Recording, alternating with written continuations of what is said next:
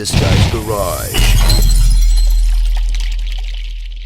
Like and subscribe. I find it ironic that the Privacy Commissioner actually learned of the invasion, if I can use that term, by the federal departments and agencies, by actually the governing agency of Radio Canada who first posted the story. So I think that this is another very ironic piece of information given this meeting this morning. So I'll start with you, Mr. Haroon, with the same question I used on your previous colleague. Did your department procure surveillance gear that can be used to access employees' information and potentially the information of Canadians at large? No, we do not procure surveillance gear. We have digital forensic tools, which we use to enforce CASL. Okay, and do these digital forensic tools require the PIA? They do. Okay, and was the PIA obtained for these tools prior to their use? When CASL came into force in 2014, the Crtc conducted three PIAs, as it was a brand new program. One of those PIAs specifically references Section 19, search warrants in the use of digital forensic tools. So we've had a PIA since 2014. So you have valid PIAs for all of these tools which you are currently using? Correct. Okay.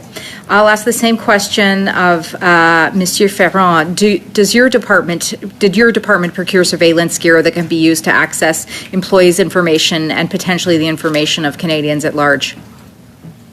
Criminal Investigations has tools that we're discussing here today. They're not surveillance tools. They're digital forensic tools that we use as part of our criminal investigations.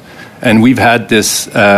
We've had a PIA for the Criminal Investigations program as a whole since 2016, and the tools that we've had were purchased right before that. Okay. Have you received any direction from the Treasury Board when it was announced that many departments were not in compliance with the required PIAs, Mr. Ferrand? The discussions with the Privacy Commissioner happened with my colleague here, so I'll let her address that question. Yes. Excuse me. Thank you for the question. Both the OPC and Treasury Board sent follow-up questions regarding that, and we indicated that we use them for the purposes of criminal investigations, forensic tools for the purposes of investigations, and that we did have a PIA in place.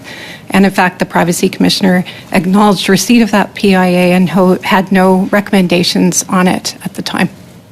Okay, and I will also ask Mr. Haroon if he received any direction from the Treasury Board when it was announced as to other federal departments not having the required PIAs.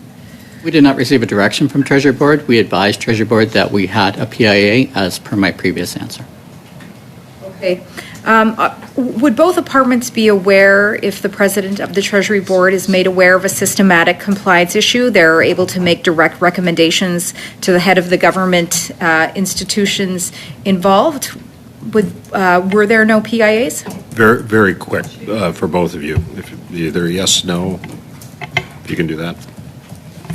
PIAs are submitted to both Treasury Board and the OPC, so if they have an opportunity to provide feedback to us on those things. Thank you. To the CRA, I'd like to get some numbers if I could. How often is this technology to extract data from cell phones, how often is it used on a yearly basis within your investigative, well, the CRA in general, but specifically for investigations?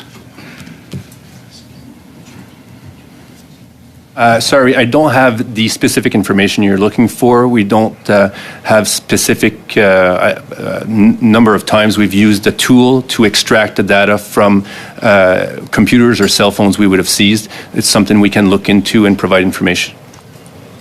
If you could provide that to the committee, I think it'd be helpful, because are we talking about dozens of times, hundreds of times, thousands of times? Like, there's a massive range of what could be possible. So if you could please provide that in writing to the committee that we could make public, that would be appreciated. Can I ask for that information? Yes, we'll do our best to gather that information. Okay, and just so that we're clear, we work on deadlines here, so by next Wednesday, if possible?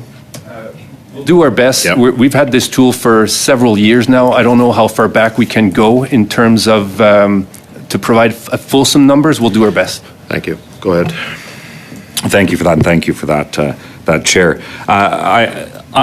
I'm curious in relation to COVID-related programming. So CERB, for example, I know there was 185 employees that it was reported had inappropriately collected CERB checks. So I'm wondering, was this tool used in the process of determining the fault of those 185 employees? So the criminal investigations program does not have the mandate to investigate CERB offenses. We do have the mandate to investigate other COVID benefits. And who has the mandate to investigate CERB? I believe it would be the CRTC or law enforcement. Okay, and so continue with your previous.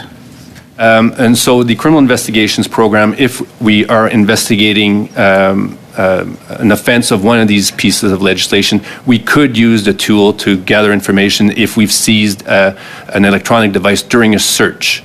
But we would not use the tool to do an internal investigation of the actions of these people within the agency. Okay,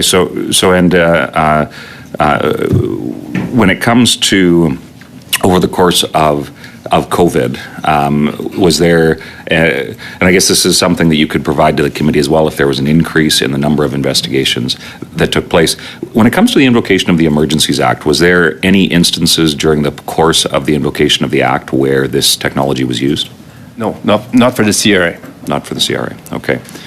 Thank you very much. And has there been an instance where it has ever been used without judicial authorization?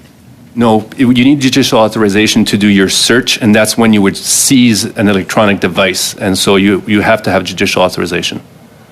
And in terms of safeguards to protect Canadians' data, I know that there's been a number of, and it makes headlines when, the tax authority gets hacked. But I'm just curious if you can outline what some of the safeguards are to ensure that Canadians' data is protected. It's incredibly intrusive to have a copy of someone's cell phone. Wondering what safeguards are in place to ensure that Canadians' privacy is protected during the course of an investigation.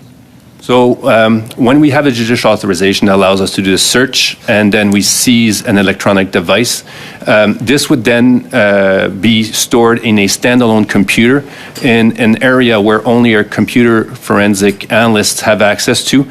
It's not connected to the internet. It's not connected to the network of the CRA. These standalone computers are in a secure area that allows for maximum protection. Okay, and just to wrap up, it's not a question, but just to make sure, the Privacy Commissioner was here. He said that phone calls are welcome when asking for advice. So I appreciate that there was PIAs done. That's certainly helpful. But make sure that you and your employees and superiors, the Privacy Commissioner wants to work with you to make sure that the information of Canadians is protected, and certainly transparency by default is an expectation I would hope we all have upon every agency of government. So thank you.